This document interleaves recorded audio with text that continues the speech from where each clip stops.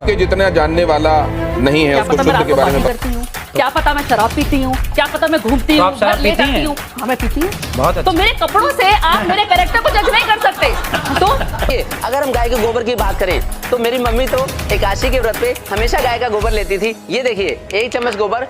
जैसा कि आप इन गुरुजी को तो जानते होंगे कैसे यह गुरुजी प्रभु यीशु मसीह का मजाक उड़ाते हैं और मसीह लोगों पे झूठे आरोप लगाते हैं। लेकिन आज हम आपको दिखाएंगे कैसे न्यूज वालों ने इन गुरुजी की हमेशा के लिए बोलती बंद कर दी। इसलिए आप उस वीडियो को पूरा जरूर देखें, आप उस वीडियो को देख सकते हैं। इसको लेकर क्या ख्याल है आप? ये तो गौ माता का गोबर है। अब पता नहीं आप जर्सी का ले आए कि भैंस का ले आए। अच्छा, अब ये भेद भी हो जाएगा। बिल्कुल भेद है। तो आप तो इसके जानकार हैं, विशेषज्ञ हैं, आप तो देखकर बता देंगे कि किसका है। नहीं, ये सब देख के बताने की चीजें नहीं है। देसी गाय का गोबर ही शुद्ध है।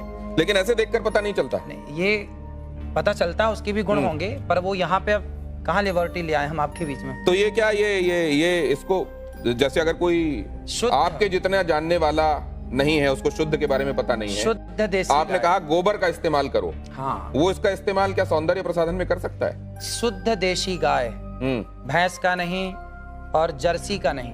जर्सी का तो बिल्कुल नहीं, भैंस का तो बिल्कुल नहीं, केवल शुद्ध देसी गाय वेद लक्षणा। उस गाय के गोबर में गुण हैं, उस गाय के गौमूत्र में अर्क में गुण हैं, सबके मूत्र में गुण नहीं है। नहीं तो अगर इस तरीके से गोबर आपको कहीं मिले तो उसको सौंदर्य प्रसाधन के तौर पर इस्तेमाल नहीं करना चाहिए। ये गोबर खेतों में डाल के खाद बनाने के काम का है, लेकिन जो देशी गाय का गोबर है वह आपके लिए अमृत का। आपने क्या कहा था गोबर के संदर्भ में? क्या आपने इस तरीके के भेद बताते हुए कहा था? जरा वो देखते हैं, वो सुनते हैं। एक बार दिखाइए जरा, फिर उसके बाद चर्चा में वापस आते हैं। आपने कभी गाय के गोबर से अपने मुंह को धुला? नहीं। केमिकल युक्त फेस वॉश आप यूज करते हैं, लेकिन शुद्ध गाय का गोबर, इस गोबर से नहाने से चमड़ी का कोई भी रोग हो, मैं गारंटी लेता हूं, चमड़ी संबंधी कोई भी रोग हो, आप गौ के शुद्ध देसी गाय के गोबर से स्नान करेंगे तो आपका चमड़ी का रोग समाप्त हो जाएगा। इतनी ताकत गोबर में है। देखिए मैंने कहा, और सिर्फ इतनी बात नहीं है, बांझपन का भी इलाज है ये। तो ये गाय के संदर्भ में आपने कहा, ये बात स्पष्ट है। अब जरा प्रियंका गुप्ता जी ये बताएंगे आपकी कितने बार आपने गोबर से फेशियल किया है, गाय के गोबर से लोगों का?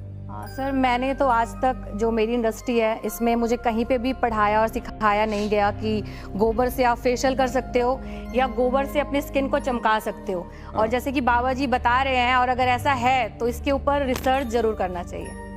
ये अश्विनी जी, आपका कोई इसमें आप एनलाइटन करेंगे क्या? इस तरीके की कोई बात आपके संज्ञान में कभी आई? हाँ, नहीं, as a this thing psychologist में बोलूंगा, अगर इन्होंने कहा है तो इनके पास कोई प्रूफ होगा। हाँ, और वो प्रूफ आप सामने लाइए, क्योंकि क्या होता है कि बहुत से लोग जो भी बात करते हैं प्रूफ नहीं। तो अगर आपके पास प्रूफ है लाइए, लोगों को प्रूफ करके दिखाइए। हमारे शास्त्रों में इसका खूब प्रूफ है। नहीं जी, एक मिनट, मैं शास्त्रों की बात यहाँ नहीं कर रहा, मैं आज के संदर्भ में बात कर रहा हूँ। क्या आपने ऐसा कोशिश करी और आपको रिजल्ट मिला? और मिला तो उसको शख्स उनको वापस हम लोगों का एक त्योहार आता है जी, श्रावणी। सुना है आपने? बिल्कुल सुना है। श्रावणी कब आती है? आप बताइए ना, मैं आप सुन रहा हूँ आपकी बात सारी।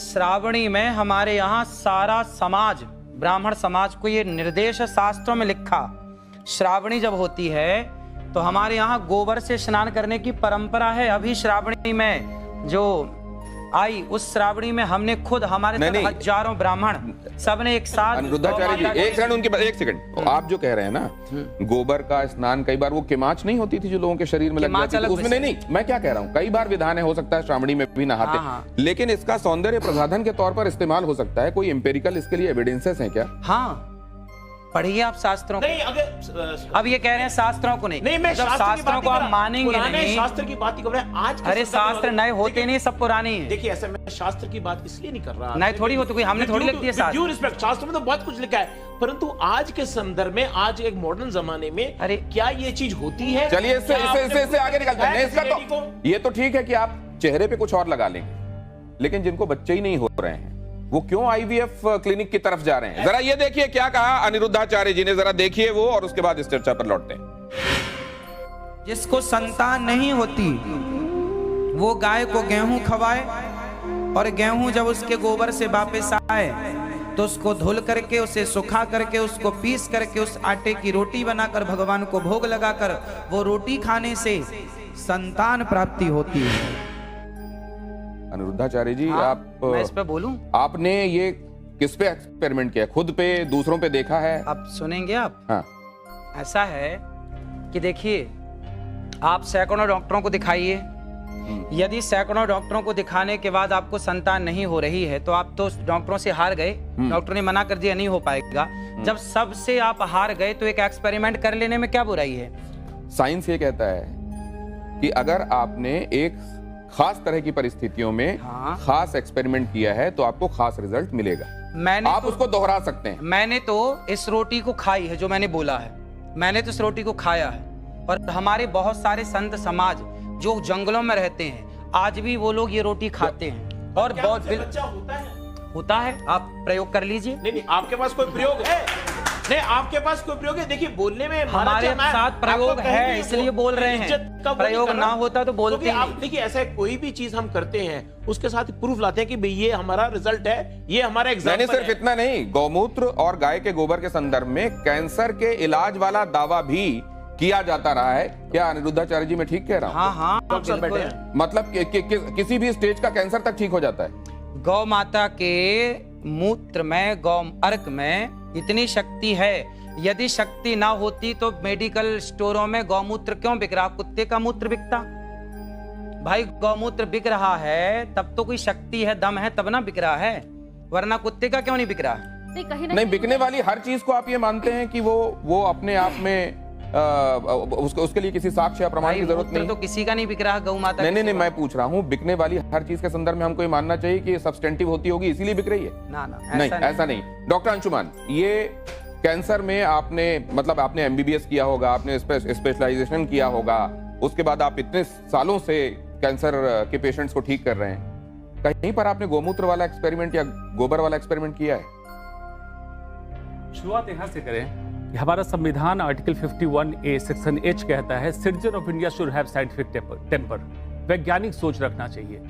गैर वैज्ञानिक सोच रखना और उसको प्रत्यक्ष प्रमाण बोलना असंवैधानिक बात है और कानून के खिलाफ है। पहली आप इस वीडियो को छोड़ के ना चाहे, आप इस वीडियो को पूरा जरूर देखें। जैसा कि आपने वीडियो में देखा कैसे न्यूज वालों ने अनिरुद्धाचार्य गुरुजी की हमेशा के लिए बोलती बंद कर दी और हमसे कहना चाहते हैं ऐसा इनके साथ इसलिए हुआ क्योंकि ये हमेशा प्रभु यीशु मसीह का मजाक उड़ाते रहते हैं और प्रभु यीशु मसीह के लोगों को बुरा भला कहते रहते हैं। क्योंकि परमेश्वर का वचन कहता है तुम बुराई के बदले बुराई ना करो और बुराई को भलाई से जीत लो। इसलिए आपसे कहना चाहते हैं आप इन गुरुजी को अपनी प्रार्थनाओं में याद रखें ताकि परमेश्वर इनके जीवन को बदल सके। क्योंकि परमेश्वर का वचन कहता है जो कुछ तुम प्रार्थना विश्वास से मांगोगे वह सब कुछ तुम्हें मिल जाएगा। और प्रभु यीशु मसीह नहीं चाहते कि कोई भी जन उस नर की आग में डाला जाए। प्रभु यीशु मसीह चाहते हैं कि हर एक जन बचाया जाए और प्रभु यीशु मसीह ने आपको और हमें इसी काम के लिए चुना है ताकि हम ज्यादा से ज्यादा लोगों तक प्रभु यीशु मसीह का प्रचार करें और लाखों रूहों को बचा सके। और आपको ये वीडियो कैसा लगा आप हमें कमेंट में जरूर बताएं। और आपसे कहना चाहते हैं इस संसार के ईश्वर ने हर एक ईसाई विरोधी की आंखों को बंद कर रखा है ताकि ये सत्य जो कि हमारा प्रभु यीशु मसीह है ना पहचान सके। और हमारा विश्वास है कि आप हर एक ईसाई विरोधी के लिए प्रार्थना करोगे तो परमेश्वर आपकी प्रार्थनाओं को सुनकर हर एक ईसाई विरोधी के जीवन में एक बड़ा चमत्कार करेंगे। और प्रभु यीशु मसीह का वचन कहता है हमारा परमेश्वर कभी नहीं बदलता। जिस प्रकार प्रभु यीशु मसीह ने पौलुस को बदला था उसी प्रकार प्रभु यीशु मसीह हर एक ईसाई विरोधी को बदलेंगे। क्योंकि परमेश्वर का वचन कहता है हमारा परमेश्वर किसी का पक्षपात नहीं करता और हमारा परमेश्वर सब कुछ करने की सामर्थ्य रखता है। और जब परमेश्वर काम करने को आता है तो उसे कोई नहीं रोक सकता। और प्रभु यीशु मसीह का वचन कहता है अंत के दिनों में ऐसा हो कि हर एक घुटना प्रभु यीशु मसीह के सामने झुकेगा और हर एक जीभ अंगीकार करेगी कि यीशु ही प्रभु है। और हमारा विश्वास है कि ऐसा बहुत जल्द होने वाला है। क्योंकि परमेश्वर का वचन कहता है विश्वास करने वालों के लिए सब कुछ हो सकता है और अविश्वास आशा की वस्तु का निश्चय है और अंधेरी की बातों का प्रमाण है। और आप हमें विश्वास के साथ सब्सक्राइब भी कर ले, क्या पता एक प्रभु यीशु मसीह का वचन आपकी पूरी जिंदगी को बदल दे। और प्रभु यीशु मसीह का वचन कहता है तुम जगत में जाओ लोगों को चेला बनाओ, पिता पुत्र पवित्र आत्मा के नाम से बपतिस्मा दो। देखो मैं जगत के अंत तक सदैव तुम्हारे साथ हूँ। इसलिए आप इस वीडियो को एक व्यक्ति के साथ जरूर शेयर करें ताकि वह व्यक्ति आपके द्वारा प्रभु यीशु मसीह को जान सके और वह व्यक्ति आपके द्वारा प्रभु यीशु मसीह को अपने जीवन का उद्धार करता ग्रहण कर सके और प्रभु यीशु मसीह उसके जीवन में एक बड़ा चमत्कार कर सके। और हमारा विश्वास है जैसे आप इस वीडियो को उस व्यक्ति पर शेयर करोगे, प्रभु यीशु के नाम से उस व्यक्ति का जीवन बदल जाएगा और आप और मैं प्रभु यीशु मसीह का प्रचार करते जाए। परमेश्वर हमारे साथ है। God bless you all.